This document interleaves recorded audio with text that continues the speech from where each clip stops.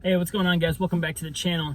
So I want to give you guys some encouragement today about facing the times ahead. And I feel like a lot of the videos that I've been making lately, the Lord has led me to passages in the Bible where he shows his provision, right? He shows how he's taking care of his children that are obedient. He shows how he's taking care of his children that are under trials and tribulations, that are just going through extreme times.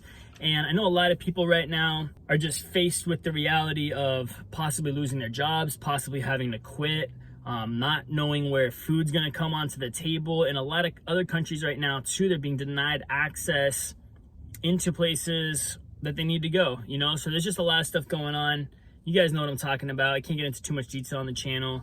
But I wanted to look today at Daniel because I was talking to Jesse the other night and we were just basically talking about how we need to be prepared, you know, for the days ahead, and that we have to really walk by faith. And even if things look like they're getting really bad for us, if it looks like there's not provision like we would like there to be, you know, to be comfortable, that doesn't mean that God's not providing. That doesn't mean he's not going to take care of us in miraculous ways. You know, if I end up losing my job, whatever it may be, and we don't know where we're going to get like our food from, we don't know where we're going to get this and that, right? I believe that God is the same God in the Bible as today, right? I believe he doesn't change. The Bible says he never changes. And so I want to take a look at Daniel, right? I want to look at Daniel chapter 1, where Daniel is in the king's court, right?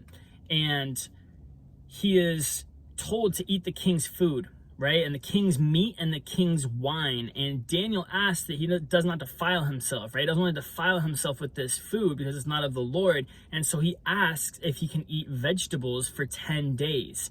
And to measure him after the 10 days to see if he was healthier and fitter than the ones who were eating the king's meat and drinking the king's wine. So after the 10 days, it turns around that Daniel and Shadrach, Meshach, and Abednego, they were fitter and more in shape after 10 days of eating just vegetables than the guys who had been eating meat and eating or drinking wine, right? And I say this to you guys because if it comes down to a point where we might end up with one meal a day, God can take that one meal a day and he can use it to give you an entire day's worth of food, right? And nourishment. There's nothing that is beyond the Lord, right? Another example is how Jesus multiplied the fish, right? And the bread. So you might not have a lot of food. It might look bad on the outside, right? The appearance, but you don't know if God's going to multiply that food for you. You don't know if he's going to take an ounce of that food, like a small serving, and nourish your whole body with that small serving. Nothing is beyond the Lord, right? And because of Daniel's obedience to not eat the king's food and trust in the Lord by just eating these vegetables, God blessed him, Shadrach, Meshach, and Abednego, with all wisdom of literature, right? He gave him all sorts of wisdom, and he gave Daniel the ability to interpret all dreams and visions, is what Daniel 1 said. Okay, so your job is to just be obedient to the Lord. It doesn't matter the trial and the obstacle that's in front of you, right? The tribulation that's in front of you. Things are gonna look scary on the outside, right? Things are always gonna look scary on the outside when we don't have God in the center. But if you trust in the Lord, right, nothing is beyond him.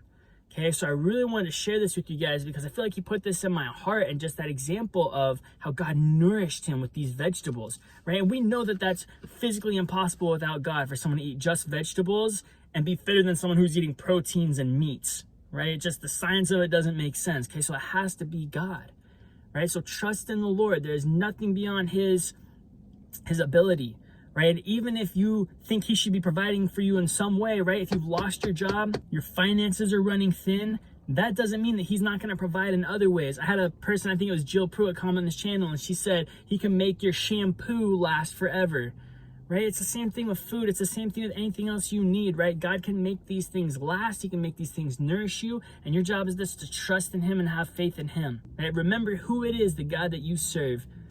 Man, he is awesome, mighty, and powerful. Amen. Okay, I love you guys, and we'll see you guys next time.